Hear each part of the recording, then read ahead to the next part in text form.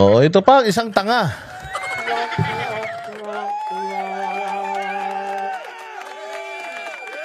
Oh, dito naman tayo sa isa pang katangahang ginawa nitong presidente natin walang alam.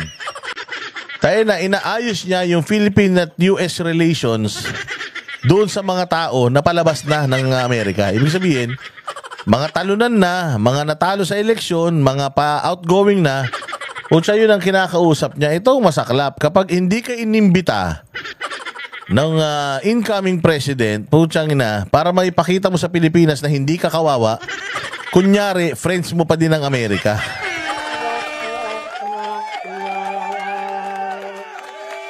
Sabi ni Libra Boy, ako bala sa'yo kuya ko yun ang maganda. O syempre, alam ko naman may tira dito kung malupit yan si Libra Boy. Sige antayin ko yung pag-uwi mo rito. O so eto ngayon ang sinasabi natin. Si Bongbong Marcos, dahil hindi siya inimbita ni Donald Trump, kaya tumawag na lang siya. Kanino? Sa presidente ng Amerika? Hindi. Doon sa natalo. O tayo na palis ka, Bongbong. Wala kang sinabi. Putya, buti pa kami ni Banat Bay na iimbita sa inaugurasyon ni Donald Trump bilang mga media. Samantalang ikaw, presidente ka na ng Pilipinas, hindi ka pa inimbita, nakakadiri ka. May mga sinasabi ka para pang marami ka pang paglalakbay ng mga gagawin. Putya yan. Pinakamasaklap nito, hindi ka inimbita. O paano na yung mga ex-deal nyo? Nila, siguro tumatawag yan kanila Biden tsaka kay Kamala Harris para sa siguraduhin, uy, paalis na kayo, hindi kayo nanalo. Paano yung mga ex-deal ko? Pinayagan ko pa naman yung mga Afghanistan mapunta rito. Tapos pinayagan ko pa kayo magkaroon ng EDCA sites. O paano na to? Anong sabi sa kanya? Sige, tuloy-tuloy lang yan, ulul.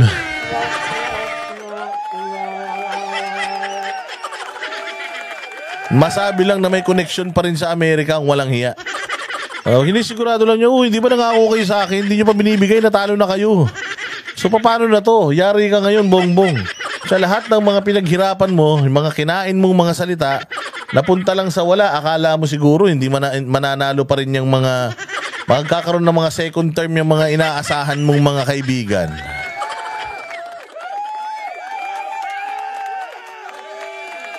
Panis ka kay Banat Bay. Putya si Banat Bay ngayon, inimbita, dinikline. Ako inimbita, dinikline. Sorry, we're busy. We're Banateros. We have a show every night. We have a commitment to our countrymen. To bring good news, to deliver good news, and intelligent reactions to issues. And it's better for us to go and visit our beloved Pastor Apollo Kibuloy than go to the United States and congratulate you. Marami naman pupunta dyan sabi ko. Marami naman pupunta dyan sa Amerika. So, okay na yan. Sila na lang ang bahala. Okay na kami dito sa Pilipinas. Di ba? Saan ka pa? Anis. So yari ka ngayon, Bongbong. Paano na yung mga yaman mong, yung mga yaman nyo sa Amerika? Yung mga properties nyo sa Amerika? Paano na yan? Pucha yan. Hindi mo kaibigan si Donald Trump. Tapos sinabi mo pa na belligerent si Donald Trump. I'd rather work with Kamala Harris because I think Donald Trump is too belligerent. Wow. Belligerent, out of control, out of the ordinary. Yan, nanalo pa. Paano yan? So for the next 4 years, si Donald Trump yung magiging counterpart mo sa Amerika. Paano yan kung hindi kayo bati? So paano na lahat ng mga deals mo with the US? Paano na lahat ng mga ipinangako sa iyo na hindi pa nila dinideliver? Nako po, Bongbong Marcos, medyo palagay ko kaya stress ka. Dahil nawala ang lahat ng pinaghirapan mo. Sige nga, pakinggan nga natin itong walang kwentang balita na to. Suportado ni outgoing US Vice President Kamala Harris ang pagpapatuloy ng pagsuporta. Coffee break muna dyan sa Barstow. Sigurado ko nasa Starbucks.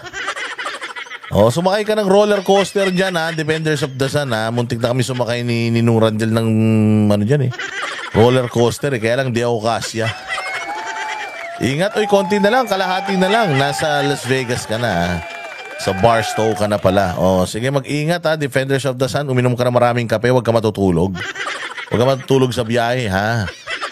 Oo, at baka mamaya niyan, mauna pa yung sasakyang makarating sa Las Vegas kaysa sa'yo, ha? Ingat sa pagdadrive, kapatid. Ng Amerika sa Pilipinas, partikular. Arlene May Galvez, salamat sa iyong pagpapamember. Mabuhay ka. Sa mga issue sa West Philippine Sea. Yan ang pinag-usapan ni Harris at Pangulong Bongbong Marcos sa telepono kagabi ayon sa Presidential Communications Office. Muli raw... Yan ang bobo, no? Ang pinag-usapan nila, issue sa West Philippine Sea. Ang kinakausap niya, yung outgoing Vice President ng Amerika. Hindi ba naman si Raulo to? Parang tanga. Di ba, putang ina niyan? Pinicturean niya pa yung sarili niya. Nakakala ko naman si Donald Trump ang kausap mo, ngiting-ngiti ka pa, gago. Wala na yung mga kausap mo, mga talunan yun. Palabas na sila, wala na silang kapangyarihan. Ngiting aso ka pa dyan. Tangina, kahit anong follow-up mo doon sa mga ipinangako nila sa'yo, Bongbong, hindi mo na makukuha yun. Alam mo naman niya, katulad mo rin, mambubudol din ang mga yan. Kung mambubudol ka sa Pilipino, binudol ka rin ng mga kausap mo dyan sa Amerika.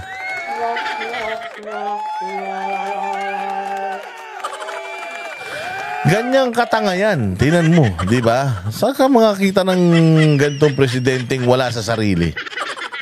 Pinahalagahan ni Harris ang relasyon ng dalawang bansa at sinabing critical ito para mapanatiling malaya at bukas ang Indo-Pacific region. Utangin na pinahalagahan daw ni Kamala Harris na natalo sa pagka-presidente.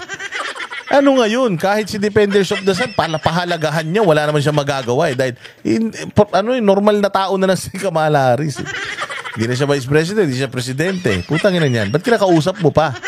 Wala may tutulong sa iyan. Bongbong Marcos, walang hiya ka. Walang posisyon sa gobyerno yan.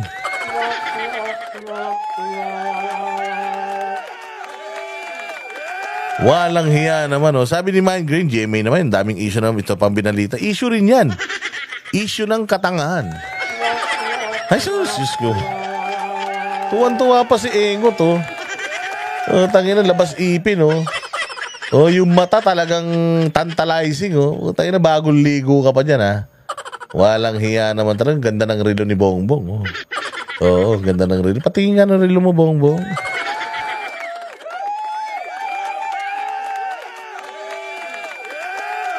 Binigyang halaga rin ni Harris ang pagtatanggol sa international law sa kabila ng mga anyay mga panguudyok ng China sa South China Sea.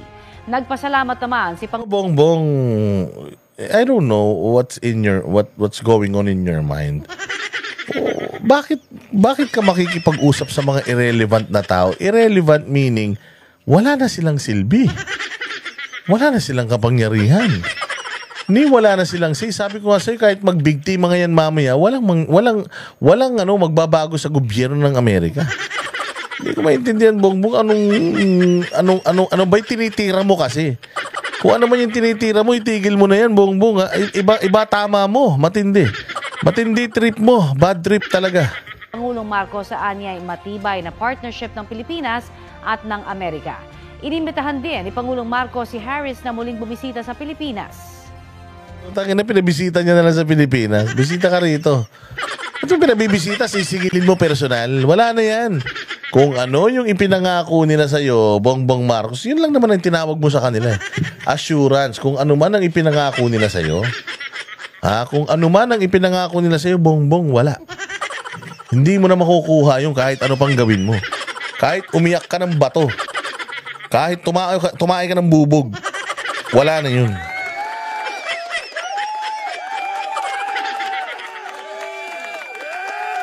Wala na yun. Wala na, hindi mo na makukuha yun, sir. Unless nakuha mo na, yun lang.